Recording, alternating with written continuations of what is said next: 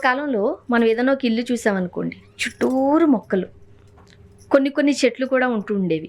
మామిడి చెట్లు, వేప చెట్టు, ఇవి చూస్తూ ఉంటాం మనం. అలానే కొన్ని మొక్కలు కూడా ఉంటాయి. ఇప్పుడు అపార్ట్మెంట్ కల్చర్ వచ్చేసింది మనకి. అయినప్పటికీ కూడా ఈ మధ్య కాలంలో కాస్త అవేర్నెస్ వచ్చి ఆరోగ్యం మీద శ్రద్ధ చూపుతూ ఆ కాంపౌండ్లోనే మొక్కలు పెంచుతూ ఉన్నారు. ఎలాంటి మొక్కలు పెంచాలి అంటారు? మంచి ప్రశ్న. ఎందుకంటే ప్రకృతితోటి మమేకమై ఉన్నటువంటి జీవనం వేరు. ఉదాహరణకి ఇది వరకు ఉన్నారనుకోండి, వారంలో కనీసం ఒకసారి మునగాకు తినాలి అనేవారు. తర్వాత ఇంకా రకరకాల ఆకుకూరలు, తోటకూరని, గోంగూరని, ఇలా ఆకుకూరలు అవి జనరల్గా వెనకాలే బూడిద గుమ్మడికాయ పాదులు వేసేవారు, గుమ్మడి పాదులు వేసేవారు, బీరకాయ పాదులు, కాకరకాయ పాదులు ఇవన్నీ వేసేటువంటి వారు, బొప్పాసికాయ చెట్లు పెంచేవారు. అయితే వాస్తు శాస్త్రమందు వాస్తు కన్నా జలార్గళ శాస్త్రము అని ఒక శాస్త్రం ఉన్నది. జలార్గళ శాస్త్రం ఏం చెప్తోంది అంటే, ఎక్కడ నీళ్లు పడతాయి, ఎక్కడ నీళ్లు పడవు, ఎక్కడ ఉప్పు నీరు ఉంటుంది, ఎక్కడ హార్డ్ వాటర్ ఉంటుంది, ఎక్కడ సాఫ్ట్ వాటర్ ఉంటుంది, ఆ జలార్గళ శాస్త్రం చెప్తుంది. మా ముత్తాత గారు జలార్గళ శాస్త్రం నేర్చుకున్నాడు. దిగుడు బావులకి ఆయన స్థలం చెప్పేవాడు. అంటే 3 ఊర్ల మధ్యలో 1 ఎకరమో 2 ఎకరంలో భూమి ఉందనుకోండి, ఎక్కడ నీళ్లు పడతాయి అన్నది ఆయన అడిగేవారు. ఆయన ఆ జలార్గళ శాస్త్రాన్ని బట్టి పలానా చోట జలం ఉంది అక్కడ తవ్వుకోండి అంటే అదేం మామూలు విషయం కాదు. 200 అడుగు తవ్వాలది, దీని వైశాల్యము విస్తీర్ణము లోపలికి ఇంత తవ్వాలి. కాబట్టి అదేం చిన్న విషయం కాదు. అంతా తవ్వి నీళ్లు పడకపోతే శ్రమ వృధాగా పోతుంది. ఈ జలార్గళ శాస్త్రం ఏం చెప్తుంది, ఈ మొక్క ఉంది అంటే దీని దగ్గరలో ఈ జంతువు ఉంటుంది, అవును, లేదు ఈ జిల్లేడు మొక్క ఉంది, లేదు తెల్ల జిల్లేడు ఉంది, దీనికి దగ్గరలో ఇది ఉంటుంది. ఇవి కొన్ని విషయాలు చెప్తూ ఉండేవి. అందుకనే మీరు గమనించండి, ఈ మొక్క ఎందుకు ఇంట్లో వేసావు, దీని చుట్టూ పాములు చేరుతాయి అంటాడు. లేదు ఈ మొక్క వేసావా అయితే గొంగళి పురుగులు వస్తాయంటారు. అందుకని మనకి శాస్త్రంలో కూడా ఏం చెప్పారంటే, కొన్ని మొక్కలు పెంచాలి, కొన్ని పెంచకూడదు. కొన్ని మొక్కలు వేయాలంటే ఆనవాయితీ ఉండాలి, అరటి ఆనవాయితీ ఉండాలి. నేను అది కూడా నాకు డౌట్ ఉండింది. అంటే అందరిళ్ళకి అరటి చెట్లు పనిచేయవు. అది నిజం కూడా. మా అమ్మమ్మ గారు వాళ్ళ ఇంట్లో అరటి చెట్టు ఉండేది. నా చెట్టు అయిన తర్వాతే మా తాతగారు అది ఆ సందర్భం చాలా చోట్ల జరుగుతూ ఉంటుంది. మొదటి గెల వేసినప్పుడు ఆ ఇంట్లో అనర్థం జరిగేది. అంత ఎఫెక్ట్ ఉంటుంది. అరటి ఆనవాయితీ ఉండాలి, తమలపాకు ఆనవాయితీ ఉండాలి, తులసి ఆనవాయితీ ఉంటుంది కొంతమందికి. కొంతమంది తులసి పెంచుకోరు. ఏమంటే మా ఇంట్లో తులసి వద్దన్నారండి మా పూర్వీకులు అని అంటారు. నిజానికి అదేం ఉండదు, కానీ కొంతమందికి ఆనవాయితీ వస్తుంది. కొంతమందికి పుట్టకి వెళ్ళడం ఆనవాయితీ ఉండదు, పాములు పుట్టకు వెళ్ళరు. నాగుల చవితి రోజు కూడా ఇంట్లోనే పాలు పోసుకుంటారు. అలాగా వృక్షములు ప్రతిదీ కూడా అవి మనుషులతో మాట్లాడతాయి. మీరు గమనిస్తే ఒక ఇంట్లో మనకి వాస్తులో ఏం చెప్పాడు, ఇంటి ఆవరణలో పాలుగారే చెట్లు ఉండకూడదు. అంటే సపోటాలు కానీ, బొప్పాయి కానీ, లేదా ఏదైనా పాలు గారుతూ ఉంటాయి అటువంటి చెట్లు ఉండకూడదు ఆవరణలో. అంటే మన కాంపౌండ్ వాళ్ళ లోపల. ఒకవేళ ఇవి వేసుకోవాలి అంటే ఇంటి బయటకు వేసుకోవాలి. మళ్ళీ ఇంకో విషయం ఏం చెప్పాడు, ఇంటి ముందు మునగ, ఇంటి వెనక వెలగా ఉండకూడదు.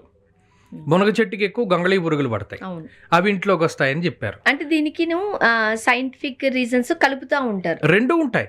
మునగ చెట్టు చాలా పొడవుగా ఎదుగుతుంది.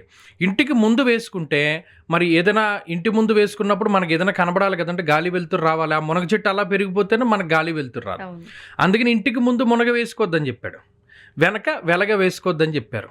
అలాగే ఈ ముళ్ళ చెట్లు ఉంటాయి, ఆ ముళ్ళ చెట్లు కూడా ఇంటి ఆవరణలో పెంచకూడదని చెప్పారు. ఇలా వృక్షములలోనే ముళ్ళ చెట్లు ఉండకూడదు, పాలుగారే చెట్లు ఉండకూడదు, ఆనవాయితీ లేనటువంటి వాటిని పెంచకూడదు. ఇలా చెప్పుకుంటూ వచ్చి కొన్ని కర్వేరు వృక్షాలు ఉంటాయి, గన్నేరు జాతికి చెందినటువంటి వృక్షాలు, అది కూడా ఇంట్లో పెంచకూడదు అని చెప్పారు. ఎందుకు, వాటికి ఉండేటువంటి సహజ తత్వం. ఇదివరకు పాత సినిమాల్లో చూడండి, గన్నేరు పప్పు మింగేసింది అనేవారు. ఎందుకు అంటే అవి ప్రేరేపిస్తాయి ఒక మనిషిని, నువ్వు నన్ను తినని ప్రేరేపిస్తూ ఉంటాయి.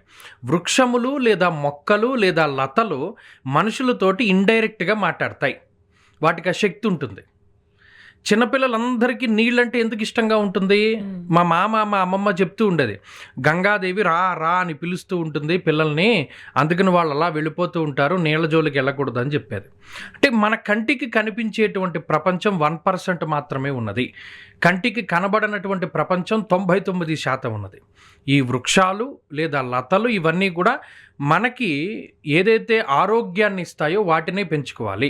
సన్నజాజి అంటూ పెంచుకునేవారు, సహజంగా దాని నుండి వచ్చేటువంటి సుగంధం వస్తుంది. అలాగే తెలుపు రంగు పువ్వులు ఇచ్చేటువంటి వృక్షాలు, పసుపు రంగు మందారము, గోరింటాకు చెట్లు కూడా వేసుకునేటువంటి వారు. ఇవన్నీ ఇంటి ఆవరణలో కొన్ని ఉంటాయి, బయట కొన్ని ఉంటాయి. కానీ గురువుగారు పాదులు అని అన్నారు ఇంతకు ముందు.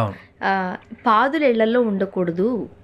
కొంతమంది చూసారా, పెంకిటిల్లులు ఉన్నప్పుడు దాని పైకే పాదులు వేసేవారు.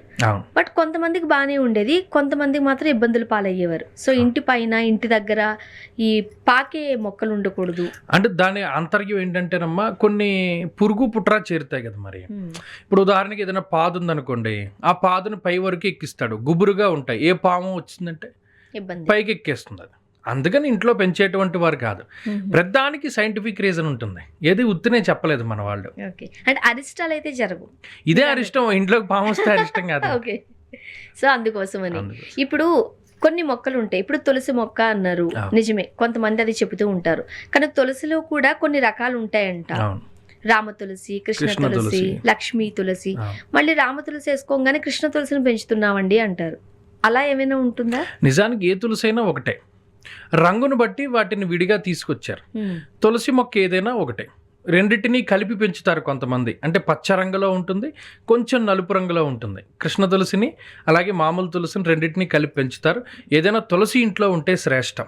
అల్టిమేట్గా ఏమంటే దాని నుండి వచ్చేటువంటి గాలి కానీ, లేదా ఏదైనా మనకి ఇబ్బంది కలిగినప్పుడు ఆకులు అంత. ఎందుకంటే ఉదాహరణకి లక్ష్మీదేవి అష్టోత్తర శతనామావళిలో బిల్వ నిలయాయ నమః అన్న నామం ఉంటుంది.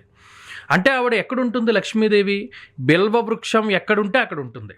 మరి బిల్వ వృక్షం ఇంట్లో వేసుకోవచ్చా? మారేడు అన్నారు, అంటే చెట్టుల్లోకెల్లా రాజు, ఆయనే రాజు. బిల్వ వృక్షము దాన్ని ఇంట్లో వేసుకోవచ్చు. దానికి ముళ్ళుంటాయి, ముళ్ళున్నా ఇంట్లో వేసుకోవచ్చు. ఎందుకు అంటే అది లక్ష్మీ స్వరూపము.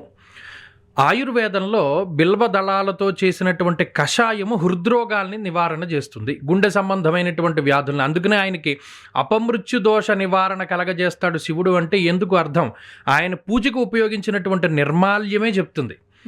ఇప్పుడు గణపతి ఉన్నారు, ఆయనకి ఏకవింశతి పత్రాన్ని పూజయామి అంటారు. 21 రకాలైనటువంటి పత్రాలను పూజిస్తారు. ఎందుకు పూజిస్తారు? భాద్రపద మాసంలో కొత్త నీరు వస్తుంది. ఆయన పూజ చేసిన నిర్మాల్యాన్ని పట్టుకుని వెళ్ళి కాలవల్లో కలిపితే అదే ఫిల్టర్ కింద యాక్ట్ అవుతుంది. ఆ ఫిల్టర్ వచ్చినటువంటి నీళ్లు మనం తాగుతాం. మీకు అర్థమైందో? అక్కడ ఆయన అలా అటు ప్రకృతిని మనకి ఋషులు మనతో అలా మమైకం చేశారు. లక్ష్మీదేవి ఎక్కడుంది? బిల్వ వృక్షం అందే ఉన్నది. బిల్వ వృక్షం ఎక్కడుంటే అక్కడ లక్ష్మీదేవి ఉంటుంది. కాబట్టి బిల్వ వృక్షాన్ని ఇంట్లో పెంచుకోవాలి. ఆ బిల్వ దళాలను తీసుకుని శివుడిని అర్చన చేయాలి. ఆ గాలి కానీ ఆ వాసన కానీ తగిలితే శరీరానికి వచ్చేటువంటి అనేక రోగాలు తగ్గుతాయి. ఇప్పుడు ఇంట్లోకి ధనం రావాలి అని అంటే మనీ ప్లాంట్ అని చెబుతూ ఉన్నారు కదా, దానిలో కూడా రకరకాల మనీ ప్లాంట్స్ ఉన్నాయి. అండ్ మనం కొనుక్కోకూడదు, ఎవరైనా మనకి గిఫ్ట్గా ఇవ్వాలి అని చెబుతూ ఉంటారు. కరెక్ట్, మీరు చెప్పేవన్నీ కరెక్ట్. ఆ మనీ ప్లాంట్కి ఆ శక్తి ఉన్నది, అవన్నీ కరెక్ట్. ఎందుకంటే ఎవరైనా పెంచుకోవచ్చా?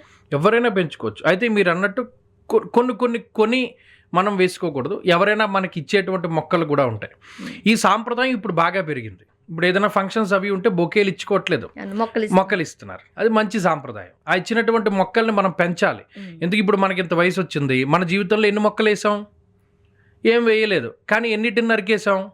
బోళ్ళు నరికేసాం. మనకి బాధ్యత ఉండాలి. ఈ చెట్లు ఎలా పెంచాలి, మంచి వృక్షాలు ఎలా పెంచాలి. అలానే మన ఇంట్లో కొన్ని పెంచుకోకూడని చెట్లు ఉంటాయి. రావి చెట్టు, తర్వాత ఏమో మోదుగు చెట్టు, లేదా మద్ది వృక్షము, లేకపోతేనేమో ఇంకా అనేక రకాలైనటువంటి వృక్షాలు ఉన్నాయి కదా, వీటిని ఇంట్లో పెంచుకోకూడదు. గురుగారు, మనం చెట్ల గురించి మాట్లాడుకున్నాం, మొక్కల దగ్గరకు వద్దాం. ఇప్పుడు ఎవరైనా సరే గులాబీ మొక్కలు అంటే ఇప్పుడు కుండీలో పెట్టుకుంటారా, బాల్కనీలో పెడతారు, మరి అది ఇంట్లోనే.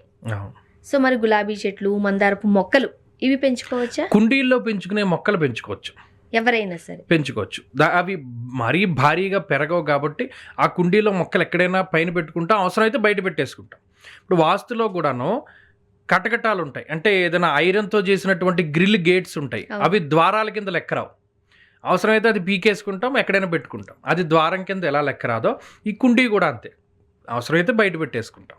ఓకే, ధన్యవాదాలండి గురువుగారు.